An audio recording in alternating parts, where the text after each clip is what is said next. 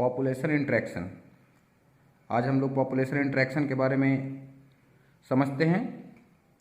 Population as we know, जैसा कि हम सभी जानते हैं कि पॉपुलेशन मतलब group of organism of same kind, है ना। एक ही स्पेसीज के अगर कई सारे बंदे एक ग्रुप में हो तो उसको हम लोग बोलते हैं पॉपुलेशन, ठीक है।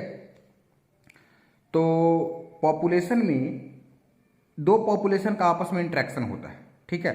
मतलब यानी कि ये जो पॉपुलेशन इंटरेक्शन है ये एक कम्युनिटी में कई सारे पॉपुलेशन है। अगर कोई कम्युनिटी है तो उसमें ए पॉपुलेशन हो सकता है, बी हो सकता है, सी हो सकता है। तो एक कम्युनिटी में कई सारे पॉपुलेशन होते हैं और उनके बीच में आपस में कुछ इंटरेक्शन देखने को मिलता है ना। उनके बीच में दोस्ती भी हो सकती है, दुश्मनी भी हो सकती है। तो कई तरह के इंटरेक्शन देखने को मिलता है, ठीक है। तो जो इंटरेक्शन होता है बिटवीन द ऑर्गेनिज्म वो ऐसा इंटरेक्शन हो सकता है जिसमें दोनों ऑर्गेनिज्म को एक दूसरे से फायदा हो सके। तो दोनों के लिए हम लोग एक पॉपुलेशन है, मान लो ए और बी, दो पॉपुलेशन है, दो ऑर्गेनिज्म है, दोनों अलग अलग तो दोनों को फायदा हो रहा है। तो ऐसे रिलेशन को हम लोग बोलते हैं म्यूचुअल रिलेशन, या दैट इज कॉल्ड म्यूचुअलिज्म। एक को फायदा हो रहा है, प्लस साइन दिया गया है, दूसरे को कुछ भी नहीं, फायदा भी नहीं, नुकसान भी नहीं, नॉट लॉस और नॉट बेनिफिट। तो इसको हम लोग बोलते हैं कॉमेंसलिज्म, ठीक है। तीसरा होता है प्रेडेशन। प्रेडेशन में एक होता है प्रेडेटर जो शिकार करता है और एक का शिकार होता है ना। तो एक को फायदा होता है, प्लस साइन दिया गया है, दूसरे को माइनस साइन दिया गया है। तीसरा है पैरासिटिज्म। पैरासिटिज्म में भी एक होता है पैरासाइट जो फायदे में रहता है और होस्ट बॉडी को हमेशा नुकसान होता है, ठीक है। होस्ट बॉडी मतलब जैसे जिस पे पैरासाइट ग्रो करते हैं, तो होस्ट बॉडी का जैसे ब्लड को सक कर रहे हैं, सपोज मान लो फॉर एग्जांपल के लिए मैं ले लेता हूं मॉस्क्यूटो को।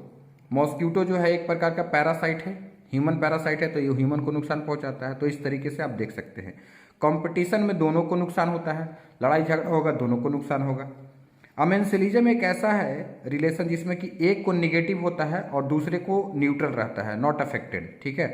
इसको कोई भी नुकसान नहीं होने वाला है, कोई फायदा भी नहीं होने वाला है, लेकिन एक को जो है वो नुकसान होता है।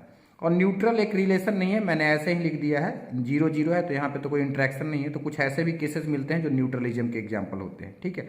एक एक करके हम हर चीज़ों को समझने का कोशिश करते हैं। पहले हम म्यूचुअलिज्म समझेंगे, उसके बाद फिर commensalism, then predation, then parasitism, then competition, amensalism, neutralism, everythings we will try to understand, ठीक है। चलिए अब हम सबसे पहले बात करते हैं म्यूचुअलिज्म के बारे में। म्यूचुअलिज्म की बात मैं कहूँ तो बोलता हूँ कि म्यूचुअलिज्म जो होता है ये 2 टाइप्स के होते हैं, एक ऑब्लिगेटरी होते हैं, एक नॉन ऑब्लिगेटरी होते हैं।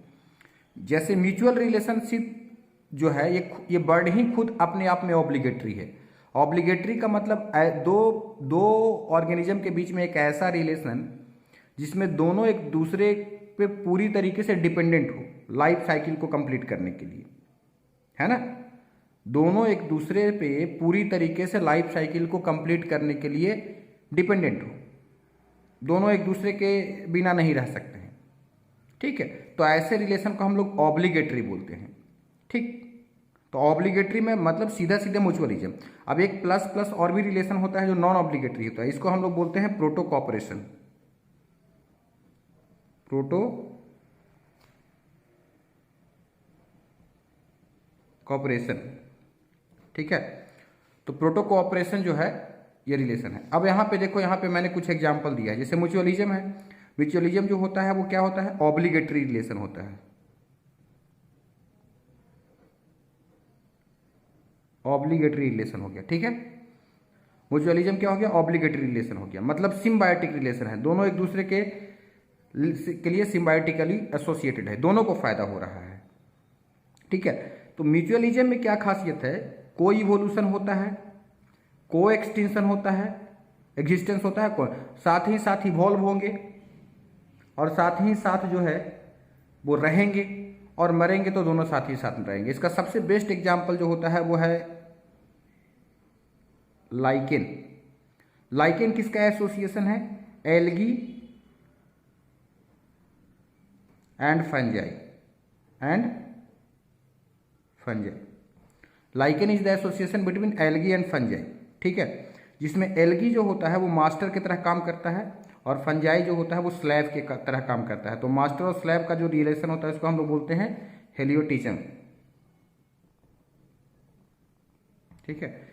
तो एल्गी और फंजाई के बीच में ये जो रिलेशन है दैट इज कॉल्ड यहाँ पे हेलियोटिज्म है। मतलब एल्गी जो है वो मास्टर की तरह एक्ट कर रहा है, यानी एल्गी फोटोसिंथेसिस करता है ना, और फंजाई क्या करता है, एब्जॉर्प्टिव नेचर का होता है, वो न्यूट्रिशन को एब्जॉर्ब करने का काम करता है ना।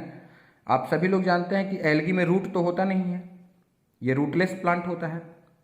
तो जब इसके पास रूट नहीं है तो फंजाई कहेगा तो ये फिर न्यूट्रिशन को एब्जॉर्ब कैसे कर पाएगा। तो इसीलिए एल्गी जो होता है वो वाटर में रहता है, एक्वेटिक होता है। पर आपको मैं बताऊं एल्गी जो होता है वो फॉसिल्स रॉक्स पे भी पाए जाते हैं और पेड़ पौधे पे भी एल्गी मिलेंगे देखने को। तो वहाँ पे तो वाटर है नहीं, तो वहाँ पे न्यूट्रिशन को कैसे एब्जॉर्ब कर पाएगा एल्गी।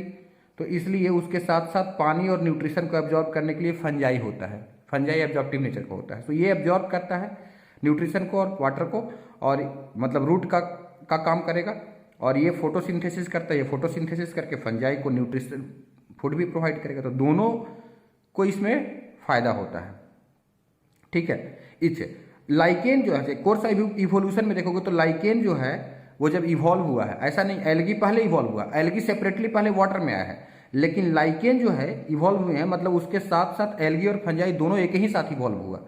अलग अलग अगर देखोगे तो अलग अलग इवोल्यूशन भी है, एल्गी का और फंजाई का अलग अलग इवोल्यूशन भी है, लेकिन लाइकेन में दोनों एक ही साथ इवॉल्व हुए हैं, है ना। क्योंकि लाइकेन जो होता है वो आपको फॉसिल्स रॉक्स पे मिल सकते हैं, पेड़ पौधे पे मिल सकते हैं, सड़े गले चीज़ों पे ग्रो कर जाते हैं लाइकेन वगैरह, ठीक है। तो ऐसे जगहों पे मिलते हैं, साथ में रहेंगे मरेंगे तो दोनों साथ में रहेंगे। क्योंकि अगर मान लो फंजाई चला गया तो फिर इसमें एब्जॉर्प्शन करने की क्षमता नहीं रहेगा, ये खुद ही डेथ हो जाएगा इसका, ठीक है। और अगर ये चला गया तो इसको फिर खाना नहीं मिलेगा, ये भी मर जाएगा, है ना। तो दोनों एक दूसरे पे फुली तरीके से डिपेंडेंट है, मरेंगे साथ में जिएंगे साथ में, ऐसे वाला कहानी पूरा चल रहा है। ऐसे कंडीशन को हम लोग बोलते हैं helotism, in which one act as master, algae जो है वो मास्टर की तरह काम करेगा, and another fungi act as the slave, right, ठीक। तो ये एक प्रकार का फूड, तो ये ऑब्लिगेटरी है यार, ये जरा याद रखना। एक और भी एग्जांपल हम लोग लेंगे जिसका नाम है प्रोटोकॉपरेशन, ठीक है। तो प्रोटोकॉपरेशन जो होता है वो नॉन ऑब्लिगेटरी होता है, मतलब दोनों को फायदा होता है, प्लस प्लस साइन दोनों ऑर्गेनिज्म के लिए देंगे, ऐसे भी हम एग्जाम्पल आपको दिखाएंगे। लेकिन वहाँ पे क्या होता है कि प्रोटोकॉपरेशन में जब बाई चांस कभी मिल जाते हैं ऑर्गेनिज्म क्या होंगे एक दूसरे से बाई चांस कभी भी मिलेंगे तो दोनों एक दूसरे को फायदा पहुंचाएंगे। बट क्या होगा कि वो दोनों एक दूसरे से अलग रहते हैं, ऑब्लिगेटरी नहीं है, मतलब नॉन ऑब्लिगेटरी है, ठीक है। ऐसा नहीं है कि कोई एक ऑर्गेनिज्म किसी एक ही उसी पर डिपेंडेंट है, वो नहीं रहेगा तो कोई दूसरा आकर के काम करेगा, है ना, नॉट स्पेसिफिक, ठीक है। तो ये बात आपको समझना जरूरी है। दूसरा एग्जाम्पल है यूका प्लांट और प्रोनोवा इंसेक्ट के बारे में। अब ये क्या होता है, यूका प्लांट आपने देखा होगा, यूका एक प्लांट होता है, this is the longest flower, है ना, नॉट लार्जेस्ट, है ना, ये लंबा सा फ्लावर होता है, ऐसे एक फ्लावर होता है, और इसमें यहाँ पे जो है काफ़ी सारा नेक्टर बनता है। और जो प्रोनोवा है एक प्रकार का इंसेक्ट है, ये मॉथ है ना। तो ये मोथ इंसेक्ट जो है वो इसमें जाएगा और यहाँ पे अपना अंडा को दे देगा। अच्छा, और ये अपने अंडे के लिए ये सेफेस्ट प्लेस मानता है इसको, ठीक है, क्योंकि यहाँ पे प्रेडेटर वगैरह पहुँच नहीं पाएंगे, है ना। तो इस तरीके से प्रोनोवा इंसेक्ट और यूका प्लांट के बीच में इसको भी फायदा है और इसको भी फायदा है, और दोनों का लाइफ साइकिल एक दूसरे के ऊपर में फुल्ली डिपेंडेंट है, ठीक। क्योंकि यूका प्लांट को फायदा क्या है कि अगर इंसेक्ट यहाँ से आया फिर दूसरे प्लांट को विजिट करेगा तो यहाँ से अपना पॉलन ग्रेन को वो दूसरे प्लांट तक ट्रांसफर कर पाएगा, यानी इसका लाइफ साइकिल भी चल रहा है। भाई ये पॉलिनेशन करेगा, फर्टिलाइजेशन करेगा, तभी तो रिप्रोडक्शन होगा, तभी तो नए बच्चे बनेंगे। नहीं तो अगर इसमें नहीं हो इंसेक्ट, क्योंकि ये एंटोमोफिलस का एग्जाम्पल होता है यूका प्लांट्स, ठीक है। एंटोमोफिलस फ्लावर किसको बोलते हैं, जिसमें इंसेक्ट से पॉलिनेशन होता है उसको हम लोग एंटोमोफिलस बोलते हैं, ठीक है। तो अगर ऐसा नहीं होगा तो फिर ये भी इसकी भी स्पेसीज खत्म हो जाएगी। तो इसका भी स्पेसीज इसलिए है क्योंकि मॉथ इसको विजिट कर रहा है, ठीक है। और मॉथ जो होता है वो अपना यहाँ पे नेक्टर भी इसको मिल जाता है और अंडा भी सेफेस्ट जगह पे रखता है अपना, तो इसका जो प्रेडेटर होता है उससे भी बच जाता है, ठीक। तो ये एक रिलेशन आपने देख लिया प्रोनोवा और यूका के बीच में। अगला है टर्माइट्स और फ्लैजिलेट्स के बीच में। तो टर्मिट्स और फ्लैजिलेट्स क्या होता है? फ्लैजिलेट्स मतलब ये माइक्रो ऑर्गेनिज्म होते हैं, है ना, एज लाइक स्मॉल बैक्टीरिया की तरह के, ठीक। ये टर्माइट्स के बॉडी पे रहते हैं, टर्माइट्स के बॉडी पे ये चिपके हुए रहते हैं।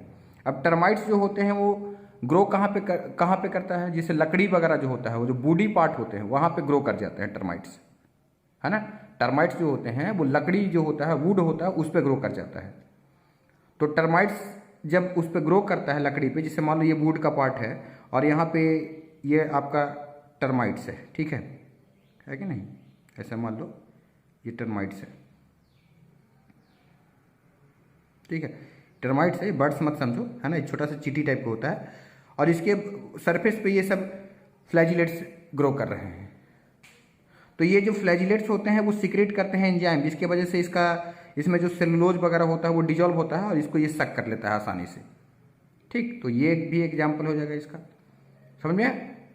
नहीं समझ में आया? जो फ्लैजिलेट होते हैं ये एंजाइम सीक्रेट करते हैं, जिसके वजह से यहाँ पे जितने भी जो इसके सेल वॉल में जो भी केमिकल्स वगैरह होंगे वो सब डिजॉल्व हो जाएंगे, आसानी से गल जाएंगे और इसको इजीली एब्जॉर्ब कर पाएगा। टर्माइट्स जो होता है उसको सक कर लेगा, इसको खा जाएगा। तो इस तरीके से दोनों का लाइफ साइकिल चल रहा है, ठीक है ना, क्योंकि ये भी जो है वो इस पर डिपेंडेंट है, ये भी इस पर डिपेंडेंट है। दूसरा एग्जाम्पल है फिग ट्री का, है ना। फिग ट्री में भी देखो होगे कि उसको जब फिग का जो फल होता है आप उसको कभी कट करोगे तो उसके अंदर बहुत सारे चींटी आपको दिखाई देगी। फिग का आप देख लीजिए, गूगल पे पिक्चर देख लीजिए आप, है ना। तो उसका जो फल होता है उसको अगर कट करोगे तो बहुत सारे आपको उसको दिखाई देंगे, उसमें चींटी वगैरह लगा। तो चींटी क्यों लगा रहता है? तो चींटी जो होता है वो सेफेस्ट प्लेस मानता है फिग को। फिग के जो फल होते हैं, जो फ्लावर होते हैं, फ्लावर से ही ग्रो करना शुरू कर देता है, ठीक है। तो उसी स्टेज में ग्रो करेगा और तो इसको ये अपना एग को अपना यहाँ पे ले कर देता है, लेइंग ऑफ एग से यहाँ पे हो जाता है, ठीक है, अपना अंडा दे देगा उधर, है ना। तो फिग ट्री और बैस के बीच में ये रिलेशन, ये भी बहुत बेहतरीन रिलेशन है, ठीक है। सो आई थिंक ये आपको पूरा समझ में आया होगा, ठीक है। चलिए अगले वीडियो में हम लोग मिलते हैं और भी आगे बात करें।